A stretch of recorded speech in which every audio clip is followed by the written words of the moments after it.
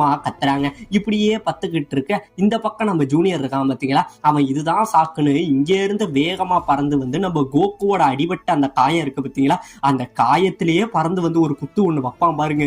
ஒரே ஒரு குத்து தாங்க வைப்பான். வைக்க இந்த இடத்துல நம்ம கோகு இங்கே இருந்து பறந்து போய் கீழே விழுந்துடுறாங்க. கீழே விழுந்த உடனே மறுபடியும் நம்ம ஜூனியர் விடாம அவனோட அடுத்த அட்டாக் யூஸ் பண்றான். இங்கே இருந்து வானத்தை நோக்கி பறந்து அங்கே இருந்து கீழே வந்து நம்ம கோகு படுத்திருந்தான் பாத்தீங்களா, அவனோட காலில் அவன் முட்டிய வச்சு ஒரு குத்துவான் பாருங்க. இந்த இடத்துல கோகுவோட 2 காலுமே அப்படியே சுக்குநூறா உடஞ்சு போயிடுது.